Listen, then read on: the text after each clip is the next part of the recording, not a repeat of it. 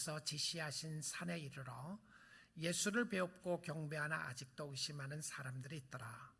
예수께서 나와 말씀하여 이르시되 하늘과 땅의 모든 권세를 내게 주셨으니 그러므로 너희는 가서 모든 족속을 모든 민족을 제자로 삼아 아버지와 아들과 성령의 이름으로 세례를 베풀고 내가 너희에게 분부한 모든 것을 가르쳐 지키게 하라. 볼지어다 내가 세상 끝날까지 너희와 항상 함께 있으리라 하시니라. 아멘. 하나님의 말씀이었습니다. 1993년 6월 6일이 우리 교회가 첫 감사 설립 예배를 드렸던 주일 날이었습니다. 2021년 6월 6일 주일이니까 정확하게 28년 전이었습니다. 참 부족하고 연약했던 여러 팀들이 또 여러 목회자들이 함께 모여 교회를 개척하면서 하나님이 기뻐하시고 하나님의 기쁨이 되는 교회, 앞으로 여러 가지 비전을 가지고 생각을 하면서 바른 메시지가 선포되는 교회, 그리고 선교하고 교회를 개척하는 교회, 이 세대를 앞으로 오는 세대와 세대를 연결하고 세우는 교회의 비전을 가지고 교회를 개척하고 시작하게 되었는데, 돌아보니까 참 하나님의 축복이 컸습니다. 하나님의 은혜 가운데 여기까지 오게 되었고, 또 교회를 개척할 수 있는 축복도 주시고 선교사님을 파송해서 선교할 수 있는 축복도 주시고, 저는 무엇보다 감사드리는 것은 이 강단을 통하여 그리스도의 복음이 매주마다 신실하게 선포할 수 있도록 축복해 주신 하나님께 감사드립니다. 제가 그 첫 예배에 영어 예배에 설교를 했던 설교가 Foundation of the Church, 교회의 기초는 예수 그리스도입니다 라고 하는 설교를 한 것을 보았습니다.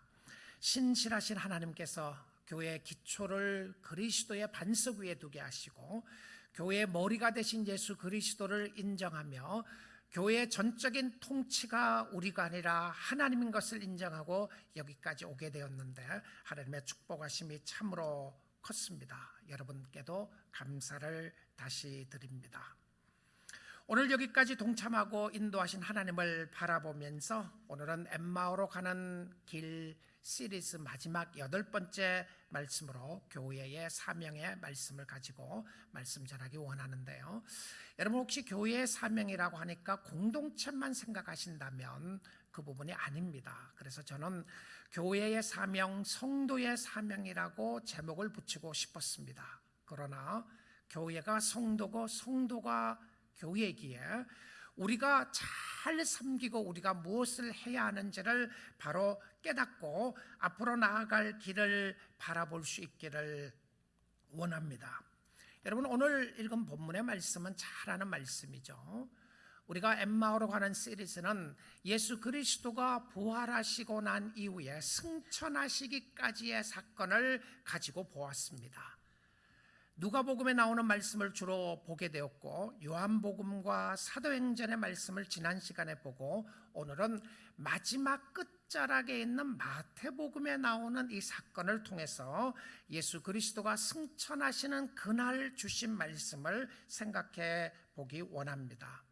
이 부분을 가리켜서 The Great Commission, 예수님의 지상대명령이라고 이렇게 이야기를 합니다. 그래서 예수님의 지상대명령을 이야기를 하면 가서 전도하라, 선교하라는 생각이 먼저 떠오를 것 같아요. 저는 여러분들에게 그 생각을 잠깐 접어두시고 오늘 주시는 본문 말씀을 통해서 좀 확인하기를 원합니다. 저와 여러분에게 주시는 메시지가 무엇인지를 확인하기를 원하는데, 1918년도에 몇 년 전에죠, 크리스천 투데이에서 설문조사를 했습니다. 설문조사를 하면서 교회에 다니는 사람들에게 The Great Commission, 예수님의 지상대명령에 대하여 들어본 적이 있느냐라고 하는 질문을 하게 되었습니다. 그 질문의 51%가 반 이상이 되는 사람이 들어보지 못했다. What does that mean? I don't know.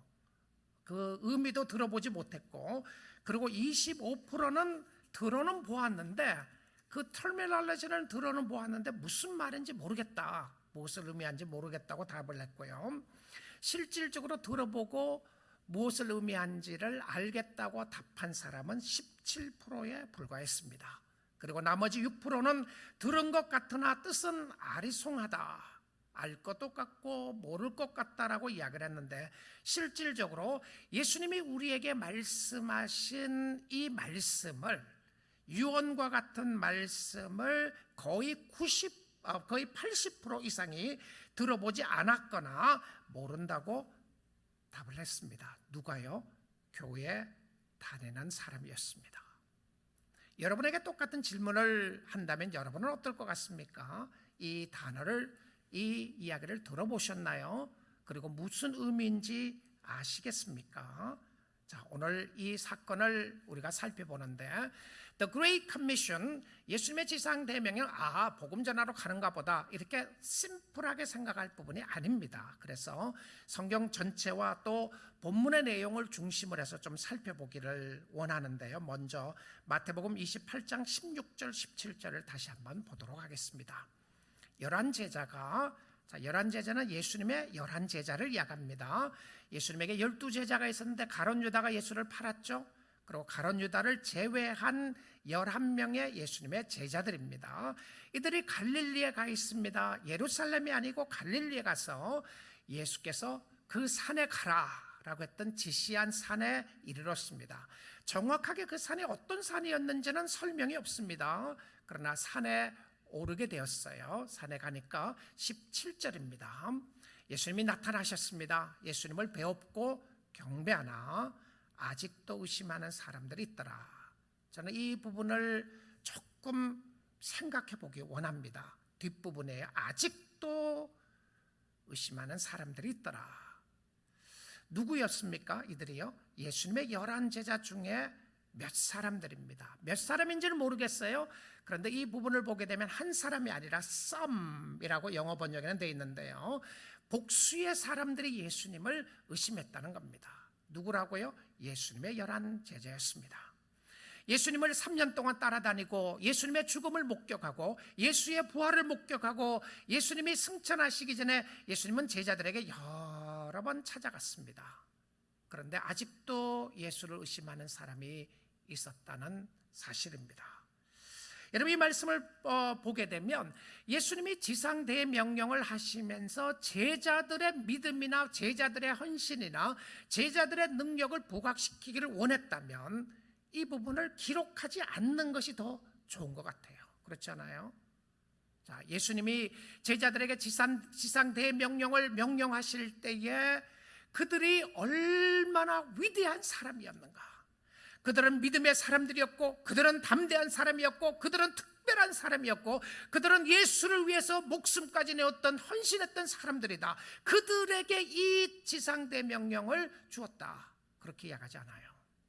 오히려 성경은 그들이 의심하게 되고 연약하고 약한 제자들이었다는 것에 대한 말씀을 부각시키고 있다는 사실입니다.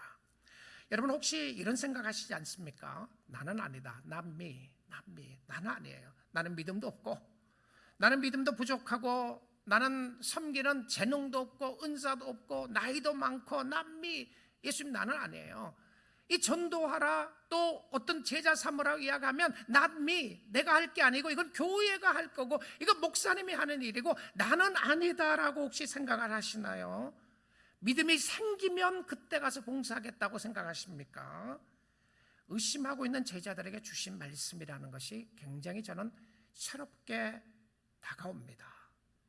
지상대명령이 대단한 말씀 속에 그들이 대단한 믿음을 가졌던 것이 아니라 위대하신 예수 그리스도가 이 사역을 하시겠다고 하는 선포입니다.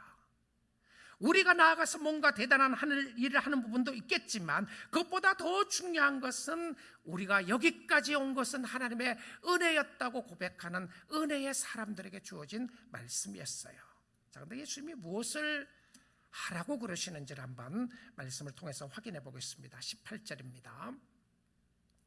예수께서 나와 말씀하여 이르시되, 자, 예수님이 의심하는 제자들에게 이야기를 합니다.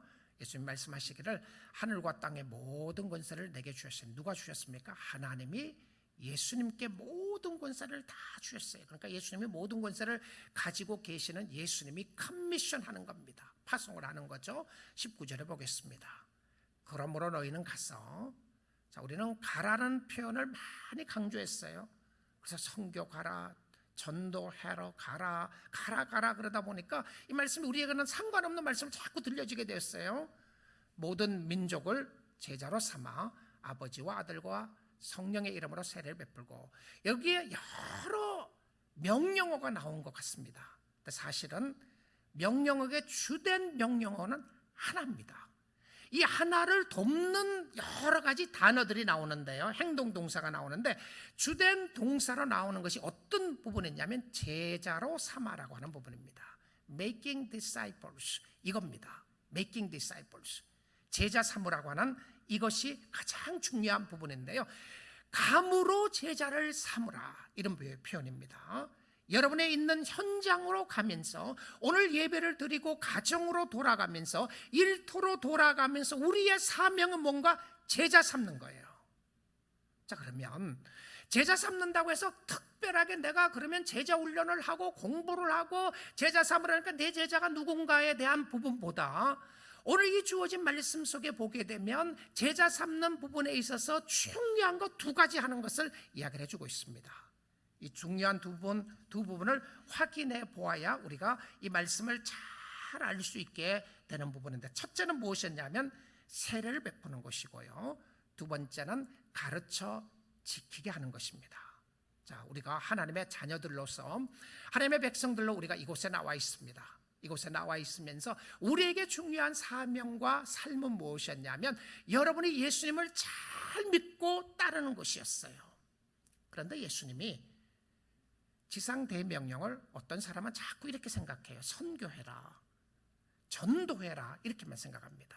선교라고 하는 의미가 타문화권을 이야기를 하는 의미가 포함되어 있고, 전도하라는 의미 속에는 예수 안 믿는 사람에게 복음을 전하라고 하는 의미를 강하게 이야기했다면, 제자 삼는 일은 이 모든 것을 다 포함시킵니다. 그것보다 훨씬 더 넓은 것이라는 것이죠.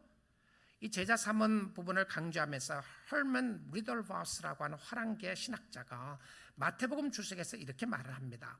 제자를 삼으란 말은 복음을 전파함으로써 사람을 그리스도께 철저히 복종시킴을 가리킨다. 자, 예수님의 제자가 된다는 것은 예수님께 복종한 것을 이야기를 하는데, 즉 사람이 복음을 듣고 믿음으로써 새 사람으로 변화되는 것을 말한다. 그러니까 단순히 교회 오는 것이 아니고 세례를 받는 것이 아니고 우리의 삶 가운데 내가 그리스도의 제자로 사는 삶을 이야기한다는 겁니다. 계속해서 리더버스 목사님 이렇게 이야기를 합니다. 이것은 선민주의의 경계가 마침내 제거된 것이다. 자, 이 갈릴리 출신들입니다. 어부들이고요. 이들이 생각했던 것은 자기 민족만이 하나님이 사랑하신다고 그랬어요. 자, 이 시골 어부들에게 예수님이 뭐라고 그러냐면 너는 너의 바운더리를 뛰어넘어라. 이 사람들에게는 있을 수 없는 이야기입니다. 이게 어떻게 가능해요? 이게 어떻게 가능합니까? 자기 민족들만 사랑하고 자기 민족만 제일이라고 생각했던 이 바운더리를 뛰어넘을 수 있도록 하나님께서, 예수님께서 말씀하신 것을 이야기를 하셨어요. 자, 그래서 그 목사님은 이렇게 코트를 다시 하면, 그리스도의 부활의 영광은 한정된 지역뿐만이 아니라 온 세계에 걸쳐서 어둠의 권세를 깨뜨림으로써 분명히 나타나고, 또한 모든 족속을 하나님께로 돌아오도록 하심으로써 나타난다. 자, 이 복음의 역사는 민족을 초월하고 나의 경계를 초월하게 했습니다. 그래서 우리도 복음을 듣게 되었던 것이죠. 제자 삼는 일은 어떤 특정한 사람들에게 제한됐던 것이 아니었습니다. 이것은 내가 예수님의 제자가 되는 의미가 강력하게 나타났습니다. 내가 예수님을 잘 따라가야 나를 보면서 예수 따르는 사람들이 있게 될 거라는 거예요.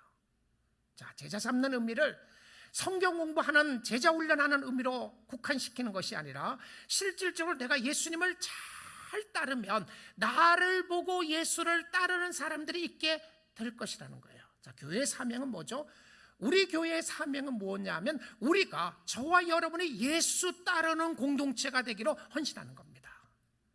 이제는 내 길과 내 생각과 내 방향과 내가 원하는 것이 아니라 내가 예수님을 잘 따르겠습니다라고 하는 고백이 있는 것이 교회의 1차적인 중요한 사명입니다.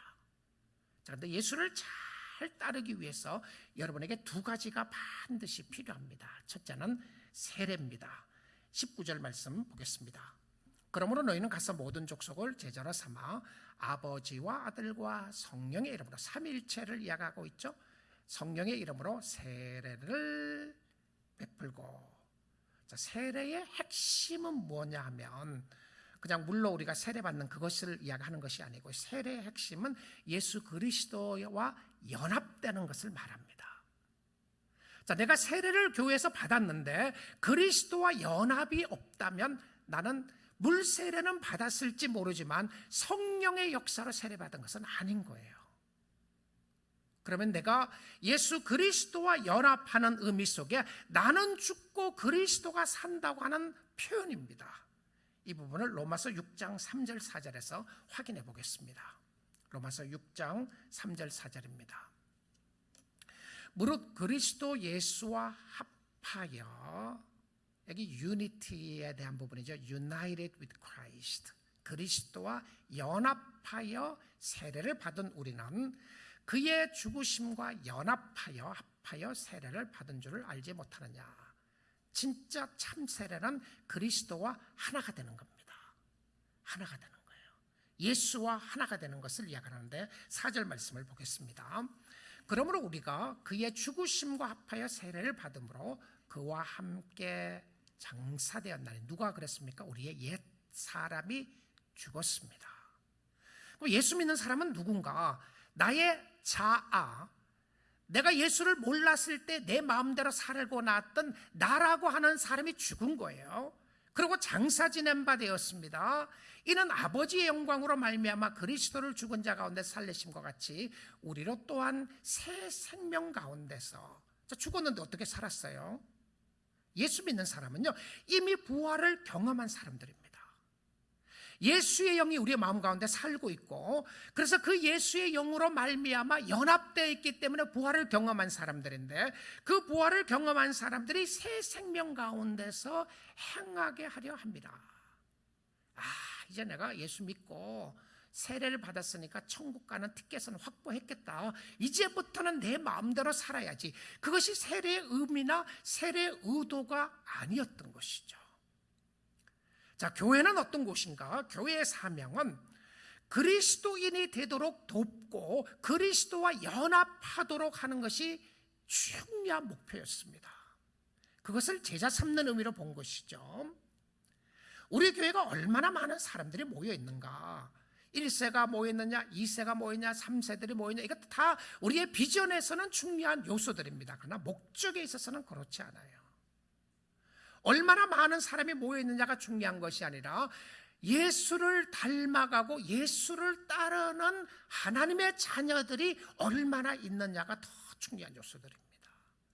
우리 사랑하는 성도 여러분, 우리가 28주년 감사 예배를 드리고 앞을 생각하면서 여러분 모두가, 우리 뉴라이프 교회 모든 성도님들이 예수 그리스도와 연합될 수 있기를 주님의 이름으로 축복드립니다. 예수와 연합하셔야 합니다. 예수님 안에 사셔야 한다는 것이죠. 예수님 안에 들어가셔야 한다는 것입니다.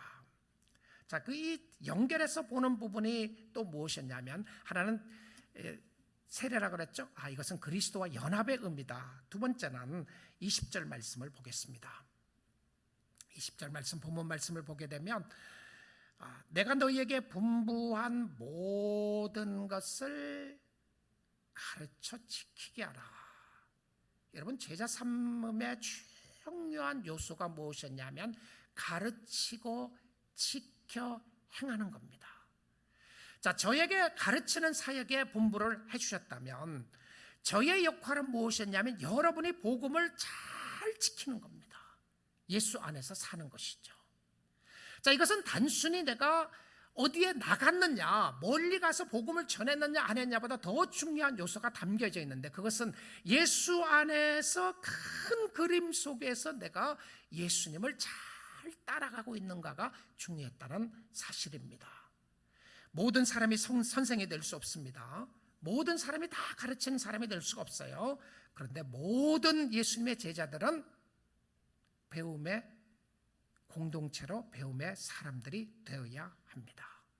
저도 예수님께 배워야 하고 여러분도 예수님께 배워야 하고 배우면서 가르쳐 지켜 행하는 일들을 잘하는 부분들이 중요하다는 사실입니다. 여러분, 가르쳐 지켜 행하는 큰 그림의 테두리는 무엇이냐면 하나님의 통치입니다. 우리 교회의 주인이 누구냐? 우리 교회는 누가 다스리고 있는가? 우리 교회의 진짜 머리는 누구인가? 여러분, 이것을 그리스도로 인정하는 사람들이 예수의 제자들입니다. 여러분들이 예수님의 제자들이고 여러분이 이것을 인정하며 사는 것이 그리스도의 통치 안에 사는 부분이라는 것을 더 중요하게 가르치고 있다는 사실입니다. 저는 앞으로 30주년, 35주년, 40주년을 생각을 하고 또 이 땅에 있는 세워진 교회가 우리 뉴라이프 선교교회가 시간이 가면서 하나님을 영원롭게 기뻐하는 교회가 되기를 원하는데 어떤 구체적인 비전보다 더 중요한 것은 다시 기초로 돌아가서 교회의 존재 목적을 확인하는 것이 더 중요하다고 생각했습니다. 그것은 제자가 되고 제자를 삼는 모습이었습니다. 제자 삼는 것이 다른 데 가서 무엇을 하는 것이 아니라 무엇을 해야 하는지를 삶의 훈련을 통해서 확인하는 부분입니다. 제가 성경 한 구절에서만 하나만 확인해 보겠습니다. 에베소서 4장 1절부터 3절입니다.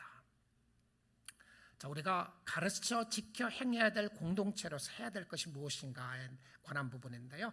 그러므로 주 안에서 갇힌 내가 너희를 권하노니, 실질적으로 감옥에 갇혀 있는 모습으로 바울이 설명을 합니다. 그럼 바울이 편지를 보냈는데 이 편지는 에베소 교회 교인들에게 보낸 편지였어요. 그리고 너희가 부르심을 받은 일에 합당하게 행하여, 부르심을 받았다고 하는 것은 교회 성도들 전체를 이야기를 합니다. 에베소 교회 교인들을 이야기해요. 예수 그리스도의 called out, 너는 어둠에서 빛으로 나오라고 해서 하나님의 자녀를 삼아주신 하나님의 자녀들의 삶 속에 합당하게 행해야 될 일이 뭔가를 가르치는 겁니다. 뭐죠? 전도인가요? 선교입니까? 뭘 행하는 것인가요? 여러분, 우리의 삶 속에 행함이 있어요. 그런데 행해야 된다고 이야기를 하면서 무엇을 해야 하는지를 한번 보십시오. 2절 말씀입니다. 모든 겸손과 온유로 하고 오래 참음으로 사랑 가운데 서로 용납하고, 인격적인 부분을 이야기를 하면서 네 가지를 이야기해요. 첫째는 겸손, 둘째는 온유, 셋째는 오래 참음, 넷째는 용납입니다. 자, 이 공동체 안에서 매우 중요한 요소를 설명하는데, 겸손과 온유와 오래 참음과 용납하라, 사랑 가운데서 서로 용납하라. 뭘 하기 위해서 그렇게 해야 돼요? 뭘 하기 위해서? 3절 말씀 볼게요.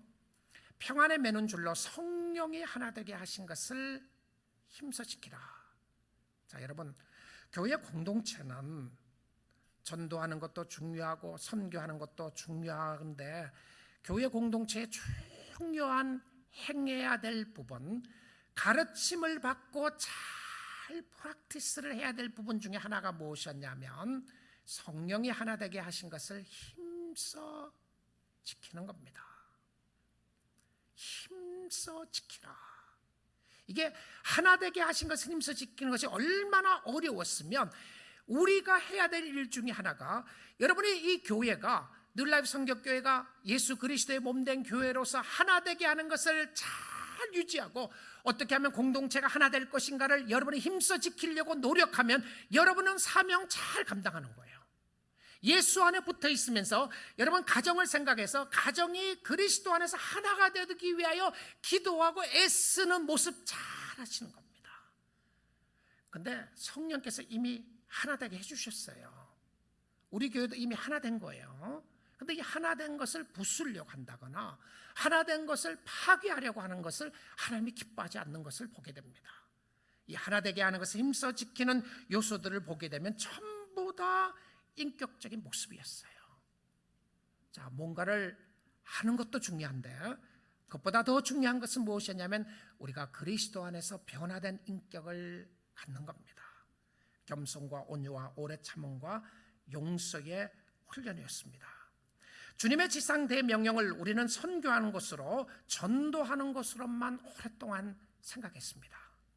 가서 뭔가를 해야 되는 것으로만 생각하다가 가는 사람들은 대단한 것처럼 보였고 가지 않는 사람들에게 있어서는 죄책감을 느끼게 했던 것도 사실이었습니다.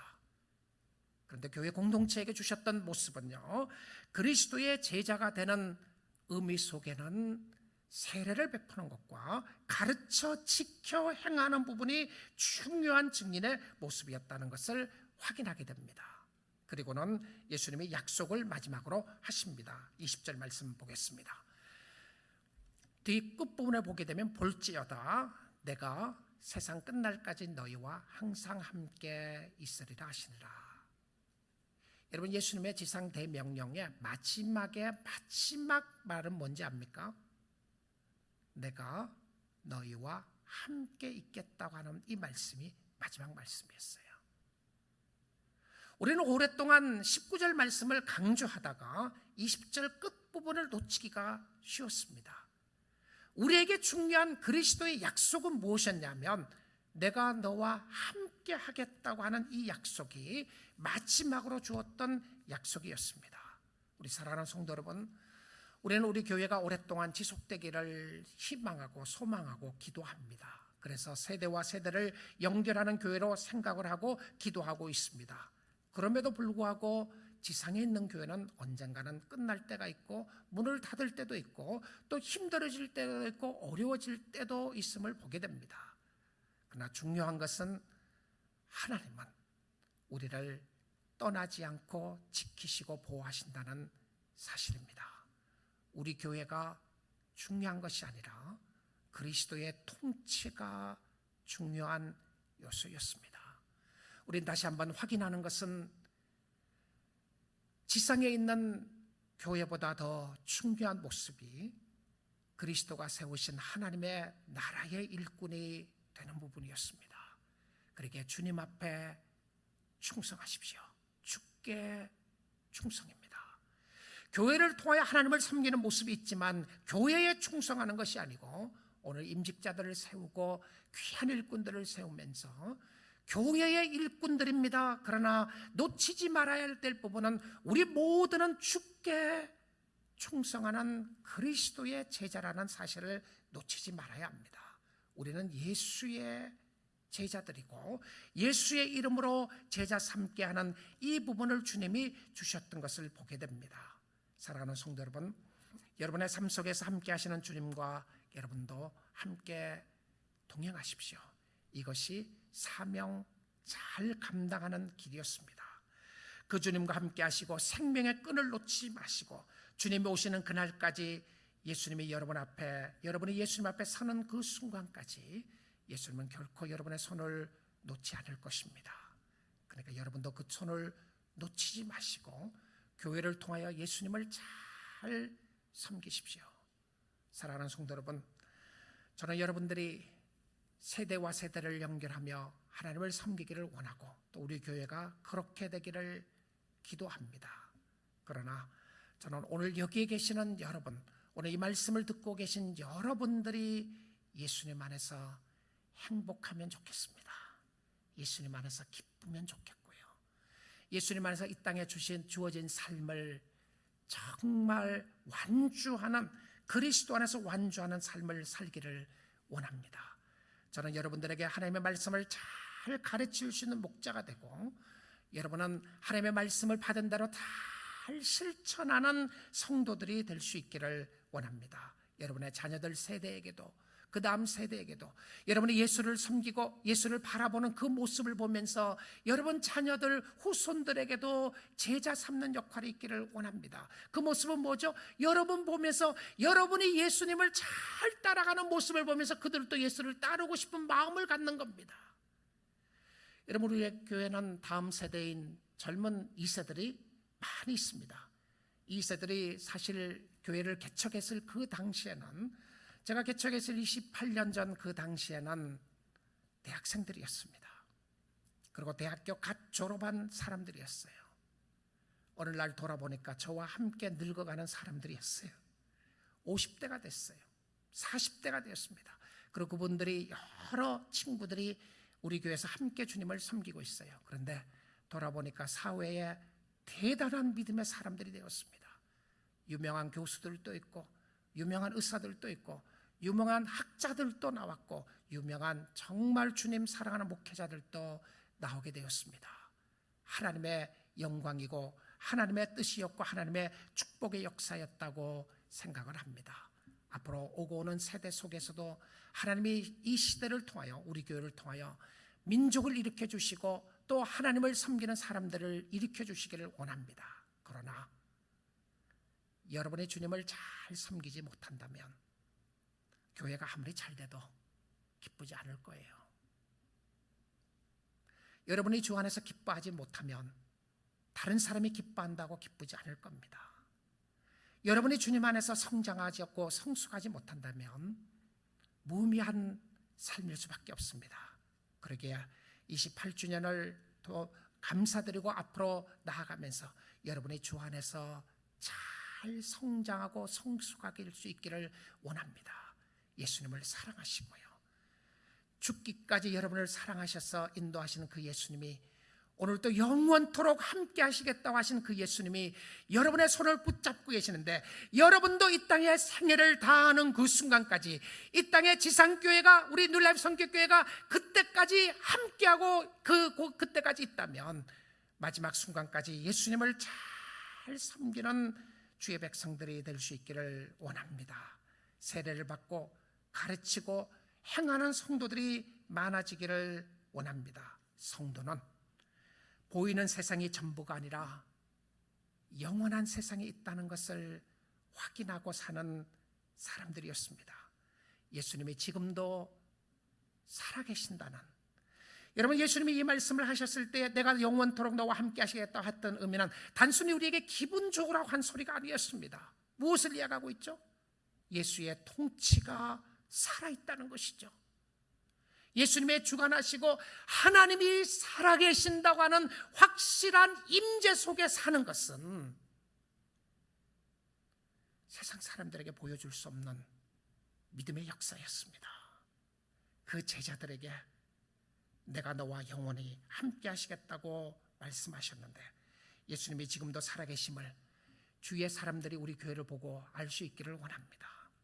저와 여러분의 예배의 모습을 통해서, 이야, 저 장로님의 삶 속에, 저 권사님의 삶 속에, 저 목사에게 진짜 하나님이 살아계시는구나, 예수님이 진짜 살아계시는구나, 저 사람이 저렇게 살 사람이 아닌데 어찌하여 저렇게 예수 때문에 저렇게 살 수 있는가, 기뻐할 수 있는 상황도 아니고 세상적으로 보게 되면 감사할 수 있는 상황도 아님에도 불구하고 그가 감사하고 찬양하는 것은 그의 임재 속에 있었던 하나님의 임재가 우리의 삶 가운데 확인되고 찬양되어지기를 원합니다. 그러면 우리는 교회 사명 잘 감당하는 것입니다. 2세 3세들에게, 우리 교회에 비춰진 1세들에게 한옥권 예배에 비춰진 우리의 모습이 하나님이 살아계심을 보여줄 수 있다면 우리는 잘 사는 겁니다. 교회 사명 잘 감당하는 것입니다. 앞으로 오고 오는 세대에 이 사명 놓치지 마시고, 단순히 선교하고 전도하고자 하는 그 사명이 아니라 그리스도와 함께 하심을 알기에 그 하나님의 임재 가운데서 내가 사랑하고 섬기는 그 역사 가운데 하나님이 높이 영광 받으시고 하나님의 이름이 드러나고, 그러므로 말미암아 많은 심령들이 예수 그리스도께 접붙임 받게 되고, 예수님께서 가르쳐 주신 이 말씀에 순종하고 섬김으로 말미암아 주의 은혜가 충만하여 기쁨과 감사와 감격으로 주님을 섬기는 주의 백성들, 주의 몸된 교회가 될 수 있기를 주님의 이름으로 축복드립니다.